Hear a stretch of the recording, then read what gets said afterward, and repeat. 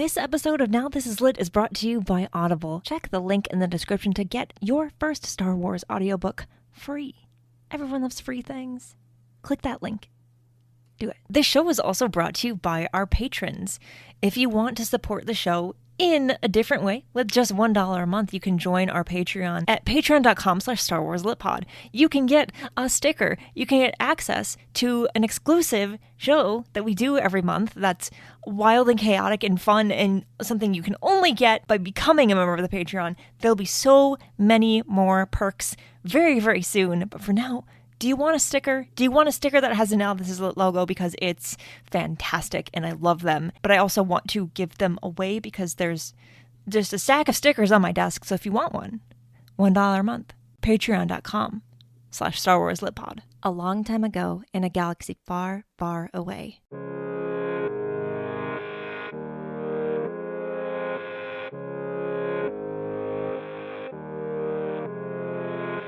You're listening to Now This Is Lit, a podcast about Star Wars books, the people who make them, and the readers who just can't get enough of them. I'm your host, Meg Dowell. I use she, her pronouns. And Kelly Knox is on the show this week to talk about Star Wars, dad jokes, the jokes themselves, and also the entire book of Star Wars themed dad jokes that she wrote that is out today. I love getting to talk to people who write Star Wars things. It is one of the greatest joys of my life. I hope you enjoyed this conversation as much as I enjoyed having it. I don't know what else to say. Here's the interview.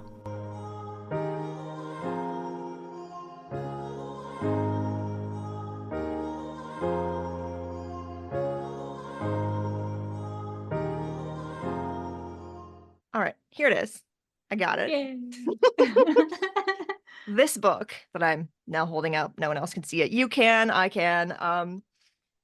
It, as people are listening, it is out into the world, and I need to know, how does it feel to know that some people have read it already, a thing that you wrote, and many more people are going to be reading it very soon. I need to know what that feels like. It is wild and a little scary, but it's not my first book, which is good because I think I'd be a lot more nervous, but it is. Yeah. It's kind of like one of the more personal ones. So it's really kind of nerve-wracking to think like, yay, people are gonna read it, but like, oh no, people are gonna read it. But I just hope I just hope that somebody reads it and gets a laugh out of it and maybe trolls their kids a little bit. That's my main goal now. I got my copy and I turned to the back, and of course on the back there are a couple examples, and even in that I was smiling. I was like, this entire thing is going to just bring me so much joy, and it did. And I'm sure that was the end goal already, at least with one person, that being me. Mission accomplished. Yeah. Yay. What you have done here is you have written a Star Wars themed book that is just a bunch of Star Wars dad jokes, which is fantastic and definitely something we all needed. But I also am curious as to how a book like this comes to exist. Not something we normally get in terms of the different kinds of books that are published across all the different things. But I need to know Star Wars dad jokes. How did we get here? This was definitely an unusual one, I think, just all around, because it started in 2020. I started tweeting dad jokes, Star Wars dad jokes, because everything was, doom and gloom, and we were all doom scrolling, and I was like, this is depressing being online. So I decided one random morning to tweet something stupid. I mean, I do that anyway, but this was particularly stupid. And it was just a joke that I think, it's in there. The joke is in the book, but when I tweeted it, it was, 3 retweets and maybe like 50 likes. Like, it wasn't like this immediately viral idea, but I made myself laugh, which I thought was fun, and I really just wanted to break up everybody's feed. So I told myself I would start doing it one joke a day. I decided, just because we were all kind of we were bored. We were all playing Animal Crossing. We were all doom scrolling, so it was that kind of era. And so I really wanted to kind of lighten the mood a little and distract myself too. And so that's how the dad jokes, the Star Wars dad jokes started, was on Twitter. And I think I kept it going for like a year, maybe a year and a half, before I decided, that's quite enough. Um, but I kept them. I kept a spreadsheet because I would just copy and paste the tweet because I was trying not to repeat Mm. a joke. And so I had this list of them. And so, it kind of, you tweet the same kind of thing, everything for a day, it becomes what you're known for. And so, it kind of got around. And in that time, I'd already started writing some books for a few publishers. I did a Star Wars book. I did Be More Obi-Wan. And so eventually I was talking to, actually, I don't even remember. Yeah. Word started to get around where it was just like, hey, this should be a book. And I would say, oh, that'd be fun. This could be a book. And so it was kind of a real informal kind of thing until one day I heard from an editor at Chronicle Books, and he was like, hey, I was talking to Mike Seglain at Lucasfilm, and he said, this should be a book. And if people listening don't know who that is, he's kind of the head of publishing at Lucasfilm. I worked with him. I'd met him in person at Celebration in the Anaheim one, was that 2021, 22? 22. Yeah, and so I think maybe the chatting had gotten around. So usually with books, IP books, editors do usually come to you. So that wasn't the weird part. I didn't have to pitch, but I did end up sending the spreadsheet that I've been keeping kind of like as an informal pitch. Well, I didn't know he was actually going to start like jumping off from that. I mean, they were horrible. There was misspellings. Like it was just stuff I'd pasted in there. And I was really sort of embarrassed when I found out that he had kind of used that as a jumping off point to get like the ball rolling on it. And so the book ended up only being a few from that spreadsheet. So it's like 80-20, like 20% of stuff that I already had done, maybe tweaked a little bit, and then all new stuff. So it's a very long answer because it's kind of a weird process for how this book came about. No, I love it because every book, every Star Wars book, it has a different process, has a different origin story, has a different like thing that eventually led to the thing that sparked the thing that made the thing happen. That's kind of exactly what happened here. Yes. Yeah. And this one is so unique. It's so fun to hear like, oh, like, everything was terrible and I started being funny and now I have a book, which delightful. We all need that. We all need to laugh. Speaking of, I'll just go right into this question. It fits, it flows, it works. Star Wars is so many things, and it can be so many things to different people at different times. It can be, there can be a thought-provoking story, there can be a story that makes you cry, and Star Wars so many times is also humorous and makes us laugh. And why do you think it's so important for Star Wars fans to laugh and have a reason to lean into that humor and just have a good time? As long as I've been a Star Wars fan, which is pretty much since, we won't say how long, I've noticed that it's never taken itself too seriously, right? There's always the holiday special, which most people don't like to talk about, but it's still sort of the same idea, right? Where it's for kids, it's for, like we all say, it's for hope. And I think part of all that goal and making people feel hopeful and happy is, the jokes are part of that. That lightheartedness is part of that.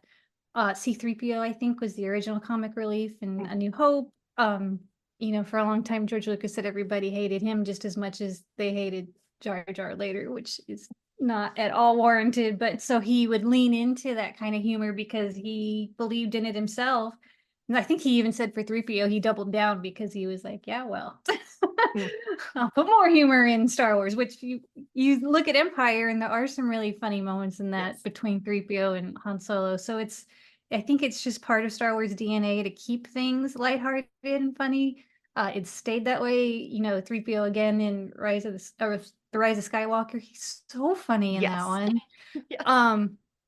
So yeah, I think, there's things that we all think of with Star Wars and, space battles and believing in hope. And I think a little bit of laughter to help keep you going, I think is one of those things that makes something Star Wars. I remember going into The Rise of Skywalker and, not knowing really what to expect. Definitely not expecting to laugh as much as I did. And it still amazes me every time I rewatch it. I'm like, this is the funniest that 3PO's ever been. And maybe like the most I've laughed at a Star Wars in a while. I love it. They did so good. They did. It's like my oldest friend joke that they kept running with. Like, he was so funny in that. Yes. Yes. No, I want to rewatch it just for more laughs. I now need a list of funniest Star Wars moments. I'm sure one exists. Yeah, I mean, they even outside of, you know, like the Skywalker movies and everything, George Lucas has always been so open with letting people parody too, like Family Guy and Robot Chicken and all of them. They've all done parodies too, right? So it's not a super precious story to him, which I've always really admired, because like some of the funniest stuff I've seen is from the Robot Chicken Star Wars stuff. Yeah. So I kind of feel like I got to add to that tradition a little bit. Oh, I love that.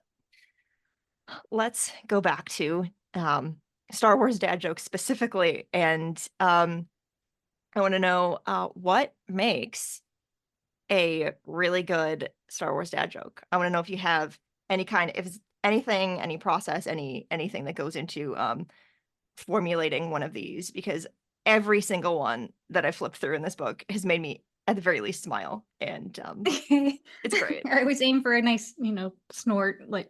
Yes. There's no real process. A lot of dad jokes, I feel like, kind of build on an old classic one. The very first one that I tweeted was like just a Star Wars twist on a classic joke. So I think there's a strong basis there that I could always start with. And then there's so many funny names that you can easily make a pun out of. There's places. There's always, I would look at idioms, I think. I don't want to give away any of the jokes in the book, but Yes. sometimes like a list of idioms I could look at and be like, I can't even say it without thinking or say the example. But like, you just look for phrases that can kind of be turned into a pun that could be kind of tied into Star Wars. But the things I always wanted to make sure of was that it's appropriate for kids, because that's what makes a dad joke.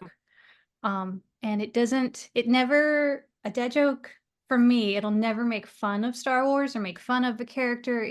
They're in on the joke. It's, you know what I mean? I'm not I'm not mocking anything or anybody, because it's all about the love of Star Wars. So that was always an important part of the process to me. And that's how I started it too, when I started doing the daily jokes, was, it's always made in love. I love it. And I cannot wait for everyone to get this book and just laugh out loud. We all need that. We all need to, really just, sometimes it's healthy to step back from analyzing Star Wars and thinking deep thoughts about Star Wars, and just find things to laugh at because of the things about Star Wars that we love. And that is exactly what this book is. And I'm so glad that a bunch of your tweets eventually turned into this book, and that it is now out for everyone to enjoy. And I hope they do. And yeah, maybe someday there will be more. Oh yeah, I don't know. I do want to give an extra shout out to the illustrator, Johnny Sampson. Yes. I don't know how to tell you without sounding like I'm being way too modest, but I swear his illustrations are way funnier than the jokes. Like, they crack me up so much when I flip through the book. Like, they're just wonderful. He did such a good job. So I want to throw that in for him. Yes, they are delightful, and highly encourage everyone to get the book, especially for that, because the words and the pictures together, it makes it even better. Perfect. I love it. Oh, thank you so much for talking to me about Star Wars and laughing and this book. I'm so happy that we're here getting to talk about it, and we've been smiling the whole time, and that is what all this is about. So yeah, thank you. Thanks again for having me.